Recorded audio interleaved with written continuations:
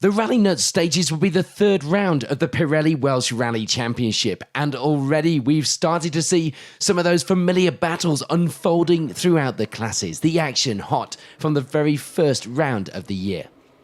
And over the morning stages, the action would certainly be hot for our rally leaders, Matthew Hurst and Declan Deer, taking that early lead. Winners last time out on Rally North Wales, the pair were looking to make it 2 in a row this weekend.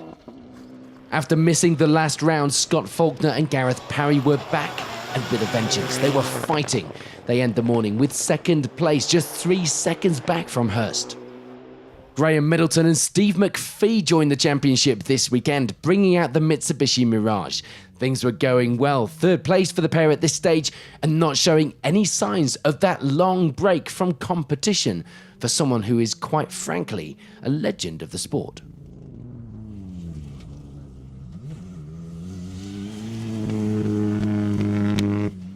Outside the podium positions, it will be 4th overall for Richard Hill and Stefan Evans. A good start for the Subaru pair, who were lying second in the W13 class as well.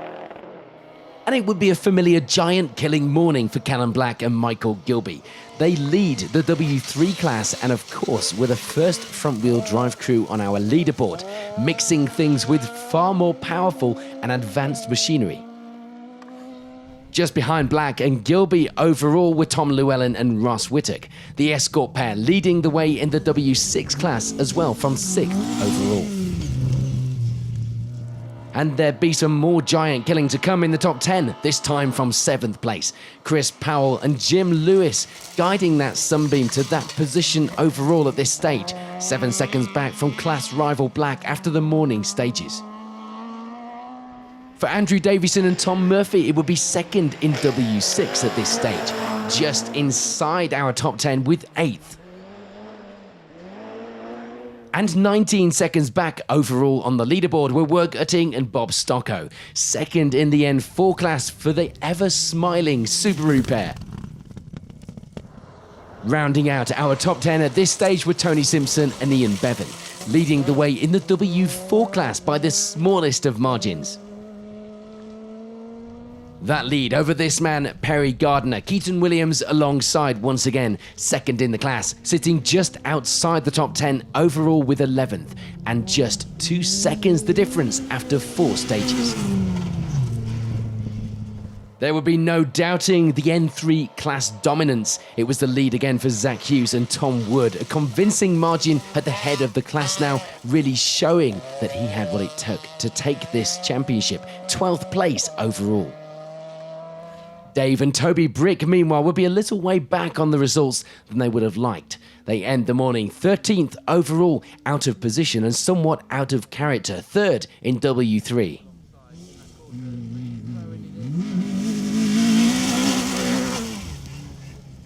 The W12 class lead this morning, though, would belong to this man, Colin Griffiths. Herod Davies alongside in that BMW calling the notes. The advantage in the class was a small one. They wouldn't be able to back off at all.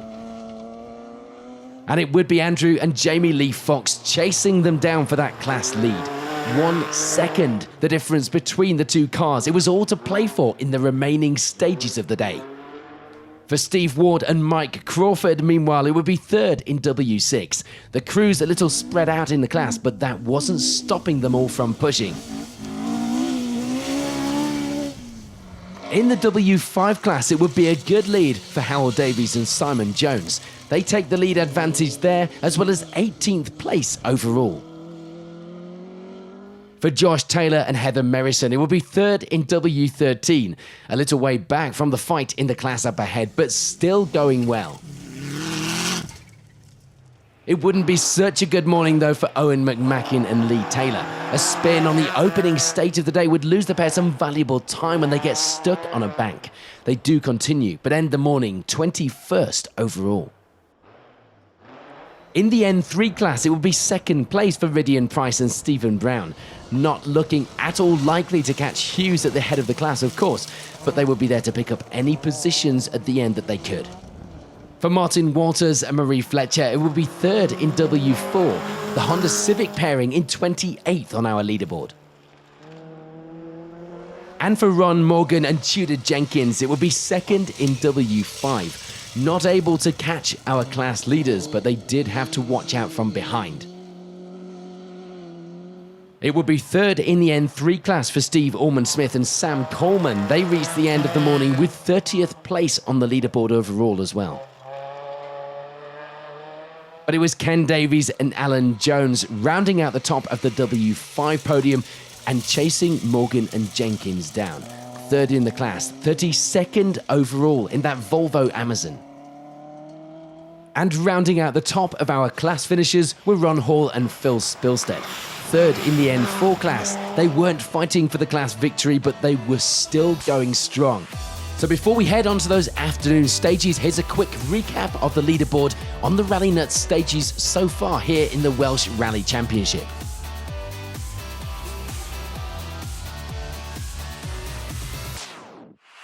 On we go to the second half of the day then. There wouldn't be any change in the W5 class. Ken Davies and Alan Jones continued to hold on to third in the class but couldn't quite make it second by the end of the rally. They finish in 31st.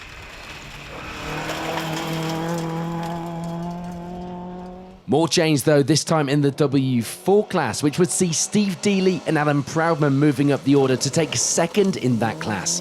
It would be through default, but they'd be happy nonetheless with that result. There'd be change as well for Martin Walters and Marie Fletcher. A class victory in W4 by the end of the rally for the pair would be a welcome finish after lying third this morning. No change though for Ron Morgan and Tudor Jenkins. They were not going to catch the W5 class leaders, so second place would have to do for them this weekend. And it will be a similar story as well for Iridian Price and Stephen Brown. They hold on to that second place in the N3 class to end the rally. There's some last-minute frustration and some time lost as well for Colin Griffiths and Perida Davies. They slipped down the order through the afternoon to end the rally with third in the class. Of course, they'd been leading earlier in the day, so a real frustrating end to that rally for them. No such bad luck though for Howell Davies and Simon Jones. They continue to lead the W5 class, hanging on to the end of the rally to take that class victory. In the W13 class, meanwhile, it will be Josh Taylor and Heather Merrison taking third at the end of the day. A strong result for the pair. It was a bit of a recovery drive up the leaderboard for Owen McMacken and Lee Taylor after their morning spin. They reached the finish with second place in W12, 16th overall. Damage limitation. A bit more change this time in the W3 class. Steve Black and Paul Morris overhauling Dave Brick to end the day with third in the class in the Suzuki. A bad day for the Bricks. As we have come to expect now, it was a convincing victory though for Zach Hughes and Tom Wood in the N3 class. All they had to do was keep things neat and tidy in the afternoon and keep a reasonable pace to take that victory. But sometimes it just isn't that easy. They did make it look so this time though, and they do just that. It was a great class result meanwhile for Andrew and Jamie Lee Fox. The W12 victory would be theirs this weekend in that BMW. And in the W6 class, it would be third place at the end of the rally for Steve Ward and Mike Crawford. The times spread out a little in the class. It was an almost guaranteed position for finishing for the pair. In the W4 class, Tony Simpson and Ian Bevan miss out on victory by just 10 seconds at the end of the rally, dropping back to take second place, just outside the top 10 overall with 11th. On to that top 10 then, and it was a fighting drive for our W4 class victors. It would be the win for Perry Gardner and Keaton Williams. A great weekend for the pair to take that class victory and a strong result for the championship as well. For Wug Utting and Bob Stocko, it will be second in N4. A strong result for the pair in the Subaru, taking 9th on the leaderboard as well.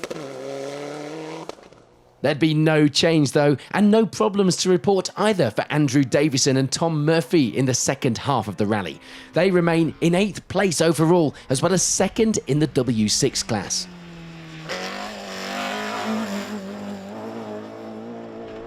And beating Davison to that class victory would be Tom Llewellyn and Ross Whittock, first in the class at the finish, as well as 7th place overall in the escort.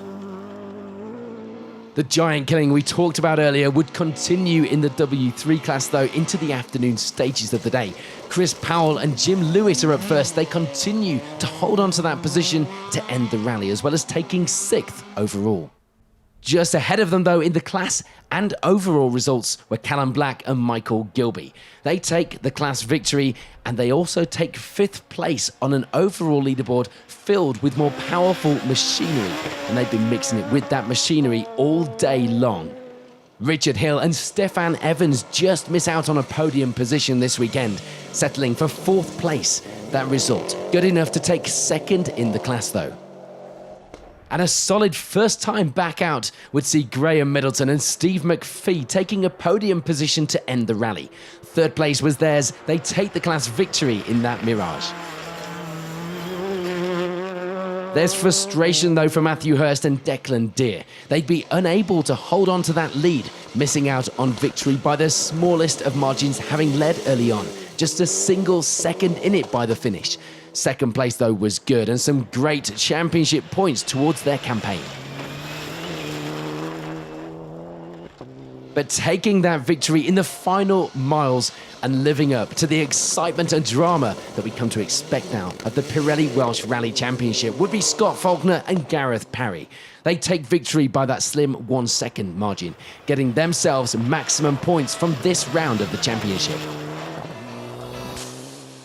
So confirmation then of the results on the Rallynuts stages. It turned out to be pretty dramatic at the end of the day. Another close end to the championship battles here at round 3. Well, you've been on a charge today, as told by the result. Yeah, it was brilliant. We had a puncture in stage 5, just about 2.5 miles from the end, and we thought it was all over, to be honest. The tyre came off the rim, we trundled through, we lost about 7-8 seconds, I think, to the top boys. And then we found out that we'd only lost 5, I think, and then going into the last stage, we just turned it all on, just pulled out all the stops and pushed, and it was brilliant. Really good stage, and won us the rally afterwards, so it was great. Well, you mentioned losing time to the top boys. As far as the Welsh Rally Championship is concerned, you are the top boy today. No, it's brilliant. I can't thank the guys enough at C1R. They've transformed this car over the last 12 months for us. We were able to push and really push, and it showed. And I spoke to Pat after for the Group N in the BTRDA, and he said that he was flat out. So to know that we're flat out, and Matt and the guys here in the Welsh as well, it's brilliant. To do it on speed and commitment is better than to do it on just losing without speed. Yeah, exactly. Congratulations. Thank you. That goes down as a pretty good day in the office. Yeah, you'd say so. Obviously, I'm a bit gutted that Scott got us by a second, but that's rallying, isn't it? Glad that we've finally got some good competition and that it's a good championship to be in, I'd say. No one wants to be out. Oh, I suppose it's easy to be out on your own with a massive lead, but actually to come away with a big fight and know that you really had to work for it, it adds something to what we all do it for, doesn't it? It's got to, yeah. I mean, we all watch Matt Edwards win everything by whatever he did last year, and it just takes fun out of it. And I'm not criticising him. I think he loved it. Yeah, I'm sure he did, and I'm sure I'd like to do it too. But no, it's good to have a good battle with Scott, and I'd like to say well done to him. Well, as far as comebacks go, Graham, I think that one goes down as a pretty good one. Well, not too bad, is it? Learning again, it's amazing, really, is it? Yeah, but I've been there before and know that you think you're going all right, and then you realise, well, actually, you've got to go faster, and then you go a bit faster and think, oh, well, now we've got to go a bit faster again. And by the end of the day, we were getting reasonable, but yeah, we got a bit to do with the car, and just try and get back into it. Is, I take my hat off to the boys. At the end of the day, it's not easy to sort of get into this sport anyway, number one. Number two is to sort of keep progressing. And like I said, I'm going through now what they were going through probably a couple of years ago when they started, probably. But just that thing again is stepping up and then getting a bit deeper, getting a bit later, but trying to think as well and try and remember that you're 63 years old, So, well, coming out of the box and with a brand new car and a fairly unknown package and getting on this podium today, which has been, the pace has been hot out there today, is a good result. Yeah, we're happy. We suffered a bit. We lost some brakes twice on the long one, so we know that we can do better and started a bit tentatively. So yeah, hopefully by the Nicky Grist we'll be a bit sharper. Well, the good news is that does confirm that Mr. Middleton will be out on the next round, so we'll see you there. Well, yeah, it was only because you asked. Well, the Welsh Rally Championship has a new old face back challenging at the top. What a podium. That bodes well for a cracking title fight this season. I'm sure you'll agree. We can't wait for next time. We will see you there. Thank you for watching.